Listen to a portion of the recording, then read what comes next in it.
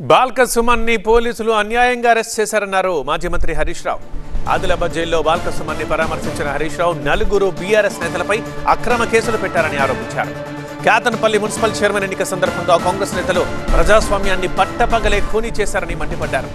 Ketanpalli municipal ఎన్నికల్లో 22 వార్డుల్లో 14 మంది బీఆర్ఎస్ కౌన్సిలర్స్ గెలిచారని, కాంగ్రెస్ ని ఓడించి బీఆర్ఎస్ సిపిఐ కూటమిని ప్రజలు గెలిపించారని గుర్తు చేశారు. ఎంతటి వారైనా సరే ప్రజా తీర్పుని గౌరవించాలన్నారు హరీష్.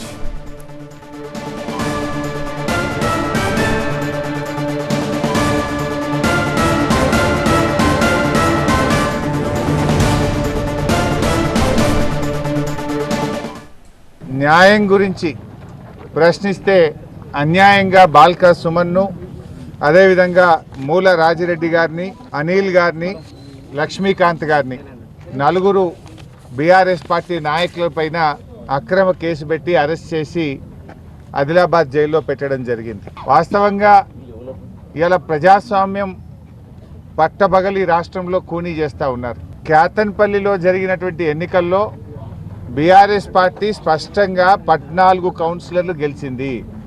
22 కౌన్సిలర్లలో 14 కౌన్సిలర్లు గెలిచి ప్రజలు బీఆర్ఎస్ పార్టీకి పట్టం కట్టారు, స్పష్టమైన తీర్పునిచ్చారు. కాంగ్రెస్ పార్టీని ఓడించి బీఆర్ఎస్ సిపిఐ అలయన్స్ను ప్రజలు గెలిపించారు. మరి ఆ ప్రజాస్వామ్యంలో ప్రజలు ఇచ్చిన తీర్పు చాలా గొప్పది. దాని ఎంత నాయకుడైనా, ఎంత పెద్దవాడైనా, ఏ రాజకీయ పార్టీ అయినా ప్రజా తీర్పును శిరసా వహించాలి. ఇలా పోలీస్ అధికారులకు కూడా మేము చెప్పేది ఒక్కటే, అధికారం శాశ్వతం కాదు. అన్ని కాలాలు ఒక తీరు ఉండయి, కాలం మారుతుంది. రేపు బీఆర్ఎస్ అధికారంలోకి వస్తుంది. చట్టాన్ని అతిక్రమించి పరిధులు దాటి బీఆర్ఎస్ నాయకుల పట్ల అతిగా వ్యవహరించిన పోలీస్ అధికారులకు కూడా రేపు తగిన విధంగా వారు మరి చట్ట పరంగా ఎదుర్కోవాల్సి ఉంటుంది. మిమ్మల్ని ఎవరు కాపాడలేరు. మీరు తాత్కాలికంగా పోయి మీ పోస్టింగ్ల కోసమో ఇంకో దానికోసమో పోయి తప్పులు చేస్తే మాత్రం రేపు మీరందరూ కూడా రేపు చట్టపరంగా శిక్ష తప్పదు. మీకు చట్టపరంగా కేసులు ఎదుర్కోవాల్సి వస్తుంది.